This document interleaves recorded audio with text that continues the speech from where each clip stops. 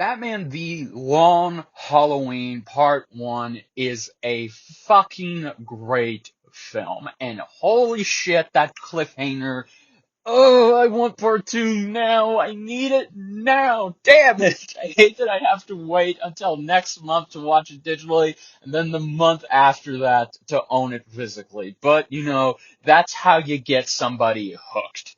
What is up, everybody? How are you guys doing in this hot ass time we are going through, known as summer vacation? I hope you're doing good because today I'm here to talk to you about the newest DC animated film that just dropped. That is the aforementioned The Long Halloween Part 1. Yes, it is finally here after almost years, almost a decade, I think. No, a decade, I should say, of not seeing this be directly adapted into a straight to Blu-ray release. I'm finally happy that it's here.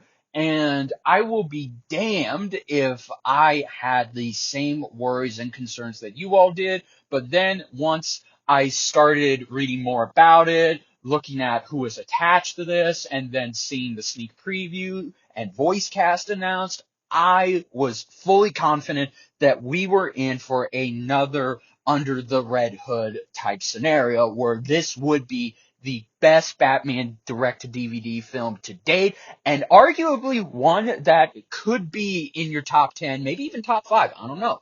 But yes, so as I did say, this is only part 1. Part 2 will be coming out next month digitally, and then the month after that physically. But if you don't want to wait for both parts to drop, and you just rather wait to see them both be combined into one movie, well then next year, Warner Brothers Home Entertainment will be releasing a deluxe edition, very much in the same way they did with The Dark Knight Returns and the Death and Rise of Superman, or Superman Lives, whatever have you, where they take both parts and they put them into one movie for a 2-hour sitting. So, if you want to do that, that's fine, but for me, I'm impatient as hell. But I'm probably going to buy the deluxe edition along with part 1 and part 2, so that's just me. Alright, now I know you guys have questions. Was this movie, or was this first part, a great adaptation of The Long Halloween? Did it do it justice? Did it make some major changes? And how was the voice cast, and how is the art style? And should I watch this and be prepared for part 2? The answer to all of these questions is a resounding yes.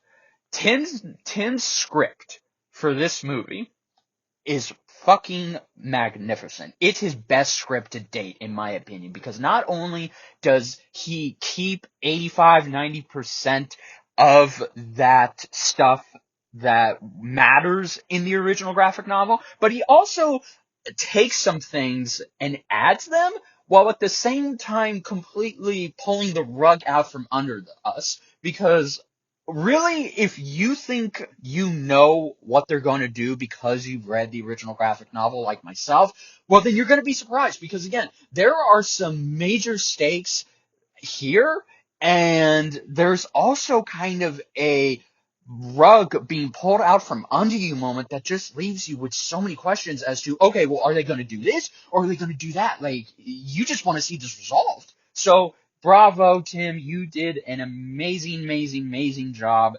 And I cannot wait to watch this film on repeat because it is that damn good. The story, the pacing, all of it was pretty good. Granted, yes, could there have been some extra couple of minutes in it? I think so, yes. But I think for what we got, it was pretty good.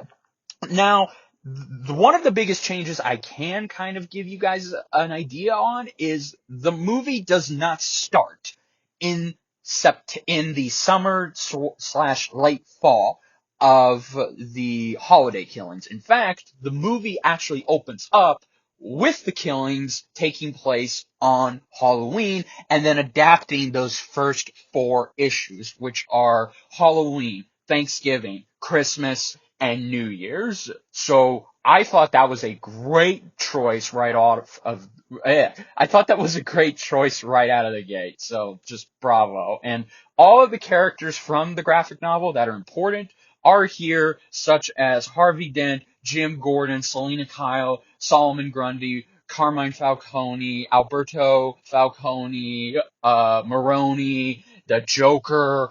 Everybody is here, and I love it so much. There are some new characters added that weren't in the original, but, I don't mind that. So, yes, this story is great, and I do like that they have pretty much confirmed Part 2 is not going to be in the same vein as this one. It's going to be rated R, and it looks like it is going to be a completely different movie that kind of deconstructs what this movie set up. So I like that we're essentially getting two different movies that are both adapted from the Long Halloween graphic novel. So bravo, bravo. The voice cast. Everybody did great. The obvious, of course, being Jensen Ackles himself. It is hard to believe that he started off playing Jason Todd and Dean Winchester, and now he's Batman. And if you're going into this just expecting to hear Jason Todd or Dean Winchester, you're going to be quite surprised because he gives us a very, very unique take on his Batman. He's not doing a Kevin Conroy impression. He's not doing another impression of a past Batman. No, he's giving us his Batman, and he does do a great job of giving us not only the voice of Batman, but the voice of Bruce Wayne, or sometimes kind of mixing them together when he's talking with Alfred, who is played by Alistair Duncan, who played Alfred in The Batman a long time ago, so that was kind of cool. And the rest of the cast did too. We did unfortunately lose somebody on this cast who portrayed Catwoman, and it is very sad that this was her last role. And I really am happy to say that she was a great Catwoman, but it's really kind of disheartening and sad to hear that she's not going to be able to come back and play this character again in the future. So, yes. Troy Baker, actually, believe it or not, was a really good Joker. He cuts back on his Mark Hamill impersonation and just gives us his Joker, which I thank God for that, because, again, I'm kind of 50-50 on his Mark Hamill impersonation, but that's just me. Everyone else is great. Not once did I hear a fumble, not once did I not believe that these are the characters and that these are just actors talking through them. No, I believe that these indeed are the characters, and we are hearing them for the first time. So that was great. I loved it. The animation. The animation is probably the biggest one because I know a lot of people were upset that this wasn't going to use Tim Sale's art style. It wasn't even going to try and use it. Well, I do have some news because Butch, the supervising producer of this new universe, which has pretty much led to this new universe being called the Butchverse, very much like the Tuckerverse, he did mention that before James Tucker stepped down and they appointed him in this kind of new over director or over producer role. He was going to originally contact Tim Sale and have him do the character designs for this picture.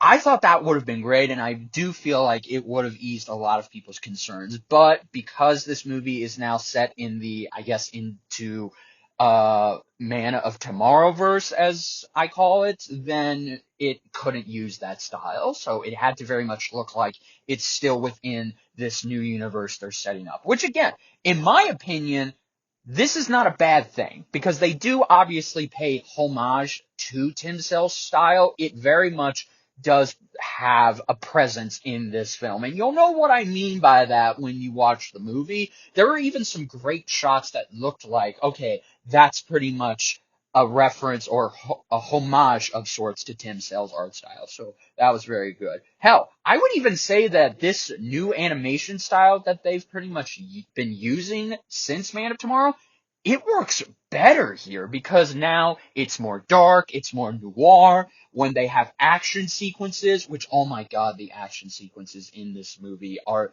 so much better than both Man of Tomorrow and Justice Society World War II combined. There is some straight up martial arts hand-to-hand choreography. There's some one takes that the camera doesn't move, the camera does move. There's just a lot of creativity here, and I like it. I very much like it, and I wouldn't mind if it's more used for these, or excuse me, I wouldn't mind if it's used for Batman more than it is anything else. But that is just me.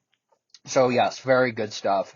There is just so much. Also, I would like to point out that the choice of Batman that they're having this character be based off of, it is kind of somewhat based off of Bruce Timm's iconic New Adventures look, where he has the black symbol and the black and the gray, even the Batmobile and the Bat symbol. They all look like they're from that Bruce Timm era. And I like that. I do kind of wish that maybe we would have gotten the classic Tin Cell logo, and maybe the blue instead of the gray. But realistically, it doesn't bother me that much, because god dang it, this animation is good. There are a few janky moments here and there. There were apparently 3 different studios that handled this, so you do kind of see a fluctuating, you do kind of see the designs fluctuate in some areas, but if you can get used to that, and if you're of this idea where you kind of understand that these movies are pretty much made with a under $5 million production budget, well then you should be fine. So yeah, guys, I loved this movie. I've rewatched it like 3, 4 times, and just in fact, before I started recording, I was rewatching it again for a 5th time, but then I had to stop because I had to make this video. But don't worry, like, I'm definitely gonna go back and finish it. So, as you can already tell, it is. It's perfect. Would I say it is a masterpiece? Absolutely not. Again, it's not trying to be this magnum opus, because realistically, this is only part 1. Part 1 is only meant to set up part 2. And from what I've understood, Part 2 is going to be a completely different movie. It's going to actually deconstruct everything that this movie set up. It's going to be rated R, so it's probably going to have a lot more, and it will even have more holidays. It'll have all of the iconic characters from the book show up. So I can't wait. I'm so excited, and I just can't wait to own the deluxe edition. So yeah, guys, if I had to give this movie a score on its own, because really, I don't want to judge this movie on its own because I know it's only here to set up part 2. But if I must, and I really must, then I would say that this is a solid B+. And I love it. I love it so much. It is definitely worth watching. It's worth owning. And I can't think of anything much else to say, but, I hope you guys do enjoy the movie and you have your thoughts and concerns eased like I did. So, yeah, guys, other than that, I am going to pretty much sign off from here, but I hope you guys enjoyed this bare bones style. Again, I apologize if it can't be overly flashy because I've got a lot of projects coming up, and I've also got my job and my engagement. So, really, if you guys don't mind it, then that's cool. But still, hit that like button, hit that subscribe button if you're new and you want to support me and see what I've got coming up down the pipeline, and comment down below, what did you think of this movie if you have seen it? If you haven't seen it, then please wait till you have seen it to watch this video and comment down below. So until then, guys, I guess I'll go ahead and see you for the next time.